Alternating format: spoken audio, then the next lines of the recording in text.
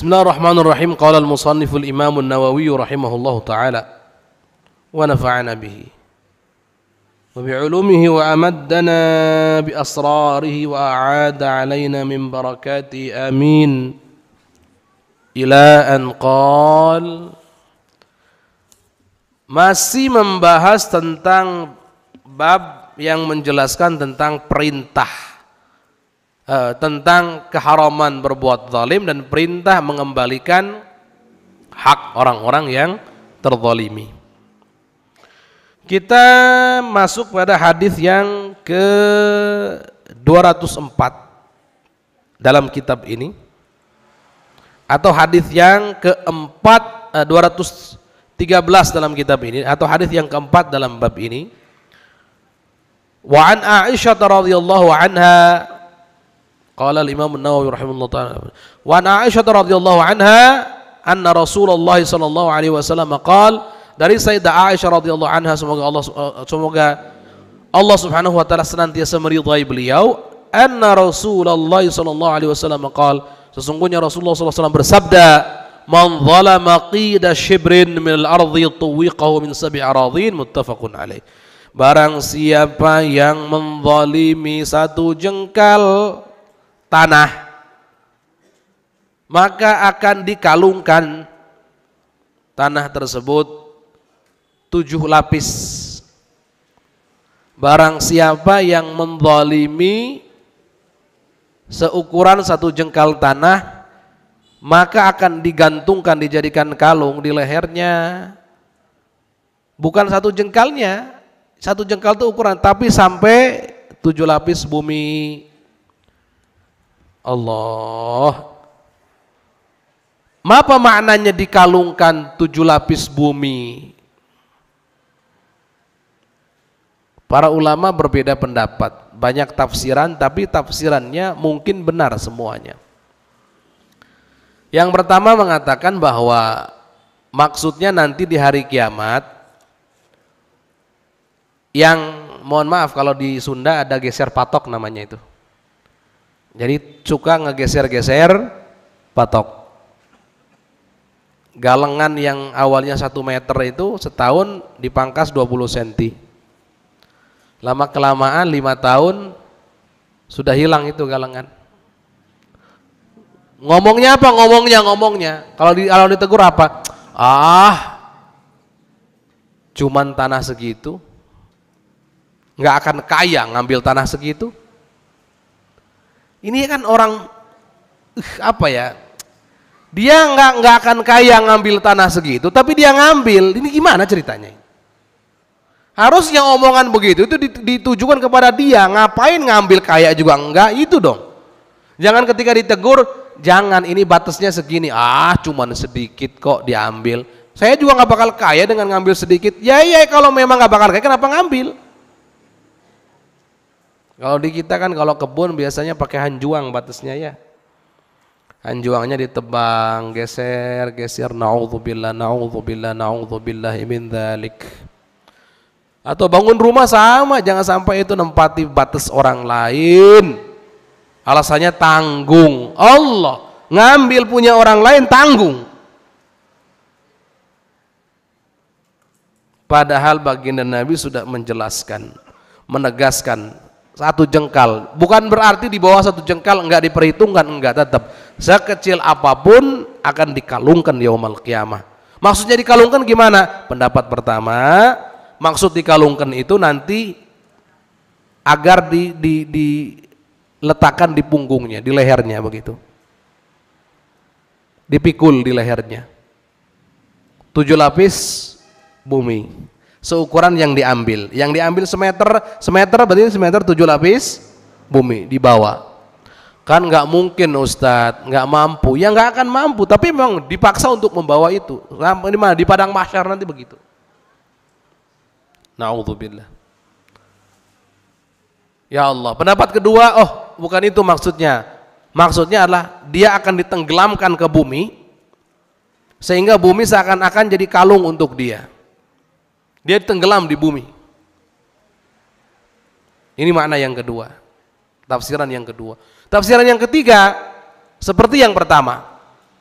Gimana itu Ustaz? Seperti yang pertama, dia akan dipaksa untuk memikul tanah yang dulu dia ambil daripada orang lain yang dia zalimi. Kemudian lehernya akan menjadi besar sesuai dengan besarnya tanah itu. Udah berat ini, naudzubillah, kayak apa itu.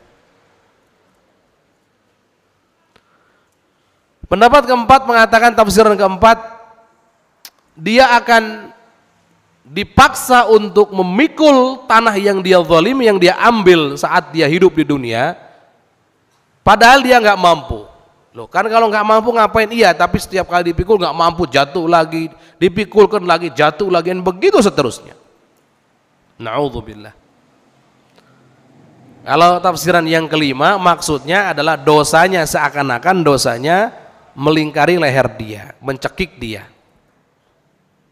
Na'udzubillah. Awas, sekecil apapun kezaliman yang kita lakukan terhadap sesama akan dipertanggungjawabkan di hadapan Allah.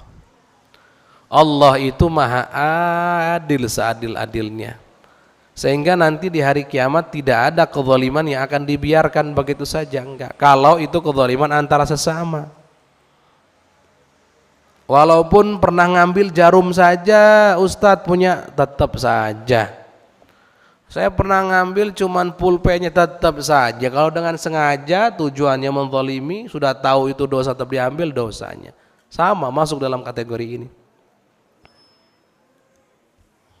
Maka ini hati-hati. Apalagi mafia-mafia tanah itu, kebayang itu gimana hari kiamat nanti. Yang suka masukkan sertifikat dan seterusnya, naudzubillah. Itu kayak apa itu ya Allah yang kayak begitu? Apa udah begitu hektar-hektaran, naudzubillah.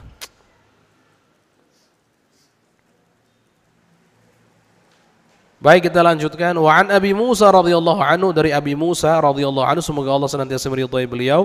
Qala Rasulullah sallallahu alaihi wasallam, beliau berkata bahwa bagian Nabi Muhammad sallallahu alaihi wasallam bersabda, "Innallaha la yumli lidh-dhalim fa idza akhadhahu lam yuflithu." Thumma qara'a wa kadzalika akhdhu rabbika idza akhadha al-qura wa hiya adh-dhalimah inna akhdahu 'alimun syadid. Muttafaqun alaih. Rasulullah bersabda, sesungguhnya Allah Subhanahu wa taala menangguhkan hukuman untuk orang-orang zalim. Awas ya. Jadi gini, orang zalim pasti dihukum. Orang zalim pasti akan dituntut untuk mempertanggungjawabkan kezalimannya. Hanya karena Allah itu maha pengasih, maha penyayang, Allah senantiasa memberikan kesempatan kepada hamba-hambanya yang zalim untuk taubat dari kezalimannya. Jadi enggak langsung disiksa, enggak langsung dihukum, enggak, ditangguhkan, diberikan waktu. Maka dari itu kita melihat kan ya, ada orang suka misalkan mencuri, tapi kok aman-aman saja kelihatannya hidupnya. Enggak begitu. Yang benar adalah tunggu saatnya kalau dia tidak tobat. Tunggu saatnya. Kalau dia tidak tobat, tunggu saatnya. Ada orang kok ini suka zalim pada orang lain, mencaci maki terus kerjaannya, ngeledek terus, tapi hidupnya aman-aman saja, kayaknya rizkinya lancar, rumah tangganya adem. Tunggu saja, ada waktunya. Kalau dia tidak taubat, tunggu saja. Karena prinsipnya siapapun yang berbuat zalim maka dia akan dibalas kezalimannya. Man zalama zulima, barang siapa yang berbuat zalim maka dia akan dibalas kezalimannya. Na'udzubillah. Makanya kita jangan heran ya kalau melihat ada orang-orang yang sering zalim tapi kok kelihatannya aman-aman saja. Itu sebetulnya karena kasih sayang Allah. Allah ngasih waktu. Allah ngasih waktu. Allah menangguhkan hukuman. Ya Allah. Cuman yang enggak enak ini ujungnya, fa idza akhadhahu lam yuflithu. Dan tatkala Allah menyiksanya, menghukumnya, maka Allah tidak akan membebaskannya, tidak akan melepaskannya. Kalau sudah dihukum, pegangi, kena hukuman, pasti kena tuh. Pasti kena. Maka ini hati-hati ini. Jangan pernah menganggap saya zalim. Buktinya saya nyaman-nyaman saja, hidup aman-aman tanpa rasa. Tunggu waktu. Kalau enggak buru-buru taubat dan Allah memutuskan untuk menghukum saat itu, maka yang terjadi hukuman Allah pasti mengenai dia, dia tidak akan bisa lepas daripada hukuman Allah. Hukuman sebab kezalimannya. Nah, makanya sebisa mungkin, semaksimal mungkin hindari kezaliman sekecil apapun. Jangan pernah ada pikiran yang terlintas atau sesuatu yang terlintas di pikiran kita, bisikan setan, waswas, hawa nafsu yang mengatakan, nggak apa-apa kalau sedikit mah. Kan tadi sudah dijelaskan, sedikit tanggung jawabnya tetap besar. Nggak apa-apa, orang yang lain juga aman-aman saja. Iya, tapi dilihat, itu hanya ditangguhkan untuk memberikan kesempatan bertobat, berbuat baik dan seterusnya. Gitu ya. Tapi itulah Gusti Allah. Kalau dia buru-buru tobat, nggak dihinakan nanti. Nggak dihinakan. Makanya normalnya, mohon maaf ya, normalnya seorang hamba yang dibukakan kejelekannya oleh Allah itu normalnya karena dia sudah menjadi pelaku yang berulang-ulang kali melakukannya. Normalnya begitu. Pencuri misalkan, dia tertangkap mencuri, biasanya sudah sekian kali mencuri. Sudah punya kebiasaan ngambil sini, ngambil sana, nyuri sini, nyuri sana. Itu biasanya Gusti Allah dibiarkan dulu. Diberikan kesempatan. Nanti kena loh, kena. Koruptor itu kan ada yang sudah 10 tahun yang lalu, ada yang 20 tahun yang lalu, ada yang sekian tahun yang lalu baru ketahuan. Awalnya ngira aman-aman saja, ngambil uang rakyat aman-aman saja dan seterusnya. Allah, enggak begitu. Enggak buru-buru tobat, akan ada hukuman dari Allah. Normalnya begitu. Prinsipnya, kejelekan apapun enggak akan bisa disembunyikan oleh kita sebagai manusia. Mahma takun 'inda mri'in min khaliqatin wa in khalaha takhfa 'ala an-nasi tu'lam.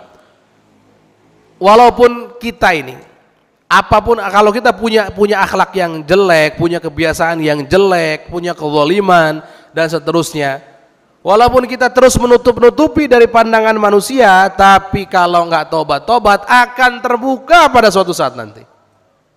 Akan terbuka. Dan biasanya yang dibukakan oleh Allah itu memang yang sudah berulang kali dan nggak ada tobat-tobatnya.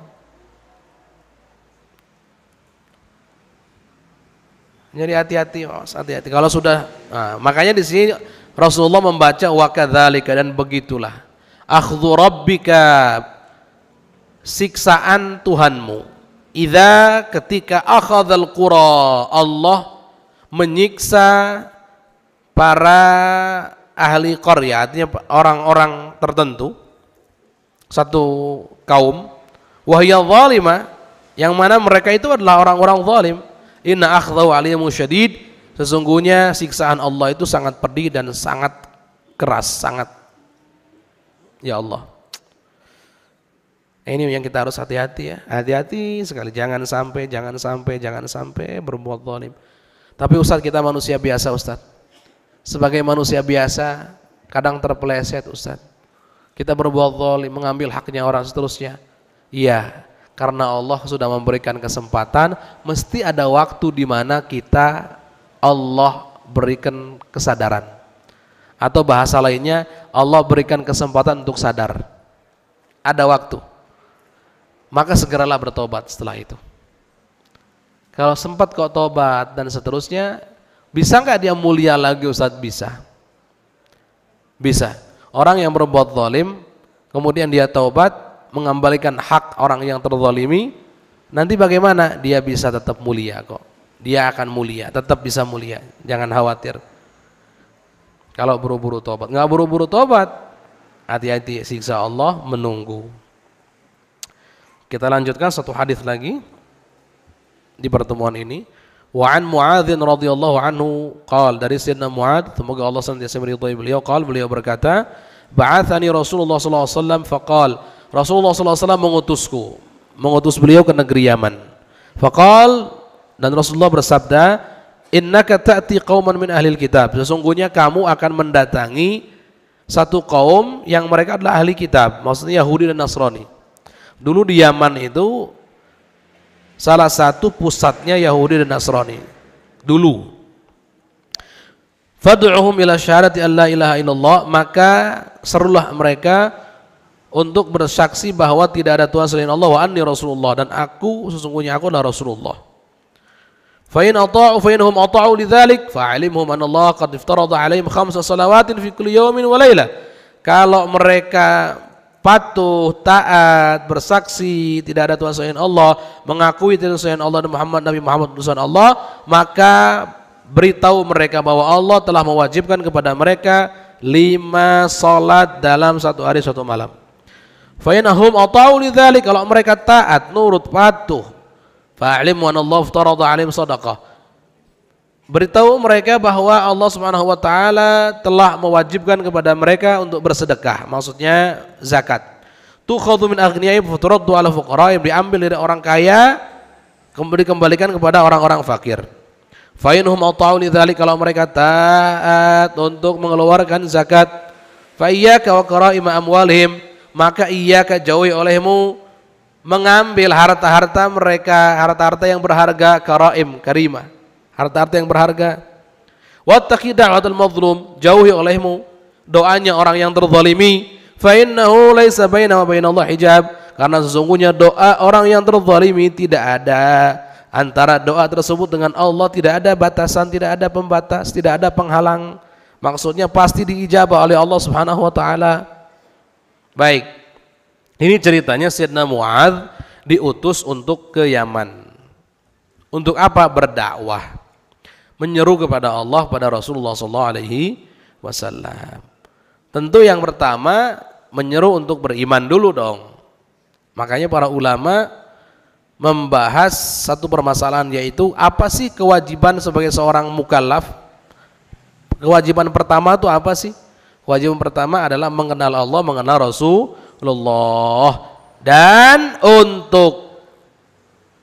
untuk memberitahu, untuk memaklumkan apa yang ada di dalam hati, yaitu keimanan tidak ada Tuhan selain Allah, Nabi Muhammad SAW. Maka kewajiban berikutnya adalah mengucapkan 2 kalimat syahadat. Maka seakan-akan Sayyidina Muadz bin Jabal mengatakan, berimanlah kalian pada Allah, pada Rasulullah, dan ucapkan 2 kalimat syahadat, untuk menandakan bahwa kalian betul-betul beriman. Makanya ada pembahasan dalam fikih itu. Orang yang tidak mengucapkan 2 kalimat syahadat tapi hatinya beriman, apakah dia orang mukmin atau tidak? Jawabannya dia mukmin walaupun bukan muslim. Maksudnya gimana? Dalam hatinya dia beriman. Yaumul qiyamah dia bisa selamat. Ini jumhur ulama. Dia bisa selamat, tapi dia tidak masuk dalam kategori muslim. Kalau begitu, nanti hukum-hukum Islam tidak berlaku untuknya. Ini pendapat yang pendapat kebanyakan ulama, jumhur ulama, yang menyatakan bahwa mengucapkan 2 kalimat syahadat itu adalah syartun, syarat untuk masuk Islam. Kalau seseorang sudah mengucapkan 2 kalimat syahadat, maka hukum-hukum Islam otomatis berlaku. Warisan, dia bisa mewarisi, kemudian menikah dengan sesama muslim, artinya wanita yang muslimah contohnya, dikuburkan di kuburan orang muslim. Tapi kalau dia hanya punya iman saja dalam hatinya, enggak mengucapkan 2 kalimat syahadat, dia dosa, jelas dia dosa. Cuma nanti dia tidak dianggap sebagai muslim. Mungkin ada di barat sana yang begitu, dan ada. Dia meyakini kebenaran Islam, dalam hatinya dia bersaksi tidak ada Tuhan selain Allah, Nabi Muhammad utusan Allah, tapi mungkin keluarganya melarang, kemudian lingkungannya juga tidak menerima itu. Kalau dia ngomong maka dalam bahaya. Kalau dia mengucapkan 2 kalimat syahadat maka akan berbahaya. Akhirnya dia tidak mengucapkan, tapi dalam hatinya dia mengimani. Kalau yang begini gimana? Dia tidak dianggap sebagai muslim. Urusannya dia dengan Allah nanti. Imannya itu benar. Nanti biasa selamat yaumal qiyamah yang seperti itu. Nah, kalau yang mengucapkan 2 kalimat syahadat, saat mengucapkan 2 kalimat syahadat, otomatis dia menjadi seorang muslim yang hukum-hukum Islam berlaku kepadanya, seperti dia mewarisi dari ayahnya yang muslim. Kemudian dia bisa menikah dengan sesama, dia dikuburkan di kuburan orang muslim, dan seterusnya. Jadi begitu. Nah, ini pertama, kewajiban pertama. Kemudian sholat, kemudian zakat. Zakat kenapa disebut sedekah? Para ulama menjelaskan, sedekah itu dari kata sidak. Sidak itu tulus, jujur. Karena yang mengeluarkan zakat itu tanda dia orang yang tulus dalam beriman. Makanya disebut sedekah. Zakat disebut sedekah, tanda ketulusan iman, tanda kebenaran iman, tanda kesungguh-sungguhan dalam beriman. Tapi ingat, bagi Nabi sudah mengingatkan, walaupun memang zakat itu wajib bagi orang yang mampu dan dikembalikan atau diberikan kepada orang-orang yang tidak mampu, tapi jauhi, jangan sampai kita mengambil hak mereka orang-orang kaya itu. Jangan. Yang wajib bagi mereka zakat, sedekah tidak wajib. Maka awas, jangan ambil dari mereka kecuali zakat saja. Sedekah suka-suka mereka. Jangan sampai yang tidak wajib bayar zakat dikatakan wajib bayar zakat. Kok kamu begitu? Ya nggak apa-apa, dia sama orang kaya ini masih banyak uangnya. Nggak begitu. Zalim ngambil harta orang lain dengan cara tidak benar. Wajib katakan wajib, tidak wajib katakan tidak wajib. Kemudian ketika mengatakan wajib, kadarnya pun yang harus dikeluarkan untuk zakat harus tepat, jangan sampai dilebih-lebihkan karena alasan ya dia kan orang kaya, uangnya masih banyak, nggak akan berpengaruh apa-apa kok kalau kita ambil sekian. Naudzubillah, haram, nggak boleh begitu. Kemudian di sini yang berkaitan dengan pembahasan kita, wattaqi, ini kata bagian Nabi, jauhi olehmu da'watal mazlum, doanya orang-orang yang terzalimi. Maksudnya kamu jangan berbuat zalim. Kenapa? Kalau kamu zalim kepada orang lain, maka orang tersebut kalau berdoa kepada Allah, doanya diijabah sama Allah. Itu maksudnya. Sampai kata para ulama, hatta walau kana kafiran, hatta walau kana fasiqan, hatta walau kana kafiran. Seandainya orang yang dizalimi adalah orang fasik, ahli maksiat, apakah doanya juga diijabah? Diijabah juga. Seandainya dizalimi orang kafir dan muslim, diijabah doanya, diijabah sama Allah. Hati-hati itu. Kalau orang yang dizalimi itu ngedoa, kemudian diijabah sama Allah, itu bagaimana ruginya orang yang menzaliminya. Naudzubillah. Ada rakyat kecil, sawahnya diambil, yang ngambil orang kaya. Kemudian dia tidak ridha, statusnya dia adalah orang terzalimi, menengadah tantangan kepada Allah, memohon kepada Allah untuk orang kaya tersebut, ya Allah miskinkan, fakirkan biar merasakan bagaimana penderitaan orang fakir. Diijabah fakir beneran tuh. Hati-hati. Walaupun sebagian ulama mengatakan bahwa doa itu adalah doa, tetap saja walaupun diijabah oleh Allah, tapi bentuk ijabah kan ada 3 macam. Yang pertama sesuai dengan permintaannya. Contoh, ya Allah hamba pengen mobil, mereknya tahun sekian, ya Allah warnanya ini. Allah ijabah sama 100% seperti yang dipinta dalam doa. Ini satu macam atau salah satu macam bentuk ijabah doa. Ada yang kedua, berdoa banyak ini itu, kok kelihatannya yang dipinta nggak kunjung datang, tapi dia dihindarkan daripada mara bahaya. Ini juga ijabah doa. Sekarang begini, buat apa? Ya Allah, mobil mewah ya Allah, rumah megah, tapi mobilnya kecelakaan, rumahnya runtuh, nimpah dia, buat apa? Mending nggak punya, tapi diselamatkan dari mara bahaya. Mending yang mana? Mending yang kedua otomatis. Terkadang kita doa sama Allah, tidak terlihat apa yang kita pinta itu, nggak kelihatan tanda-tandanya, tapi badan kita sehat, Allah jaga kita dari mara bahaya, itu sudah ijabah dari Allah. Yang ketiga, Allah simpen nanti di hari kiamat. Yang lebih baik yang akan Allah kasih. Mintanya mobil mungkin jutaan, kali lipat daripada mobil nanti yang Allah kasih. Jadi 3 tuh. Hanya tetap saja berbahaya orang zalim itu, doanya bahaya sekali. Kenapa bahaya? Tadi itu, kalau kau ternyata ijabahnya yang pertama tadi, Allah berikan sesuai dengan permintaannya. Ini kayak apa? Dulu ada orang soleh, sahabat Nabi, dicaci maki, dihina dan seterusnya. Namanya manusia, sahabat manusia, bukan maksum, manusia. Akhirnya berdoa, ya Allah, butakan mata orang itu biar bisa dapat pelajaran ya Allah, dan wafatkan dalam keadaan hina dia ya Allah. Orang tadi itu betul ketika sudah sepuh, buta, hina, jadi pengemis dan seterusnya. Makan saja susah. Hati-hati tuh doanya orang terzalim itu, mengerikan sekali itu. Jadi kebalikannya, dalam Islam itu doa orang yang kita baiki, awas. Ada orang butuh banget pertolongan, kemudian kita baiki tuh orang butuh. Masya Allah. Bisa jadi doanya kepada Allah, ya Allah tambah rezekinya beliau, sehatkan ya Allah, itu langsung diijabah sama Allah. Nah, makanya berbuat baik itu dianjurkan sebanyak-banyaknya. Kalau berbuat buruk tidak dianjurkan, bahkan dilarang dengan keras, walaupun hanya 1 kali, walaupun dianggap kecil, walaupun dianggap sedikit, walaupun dianggap sudah biasa. Enggak. Kejahatan adalah kejahatan, kesalahan adalah kesalahan, kezaliman adalah kezaliman, akan dimintai pertanggungjawaban dan ada balasannya. Semoga Allah selamatkan kita semuanya dari mara bahaya, dan Allah Subhanahu wa taala jauhkan kita semua dari kezaliman. Ala hadhihi wa ala kulli salih al-Fatihah.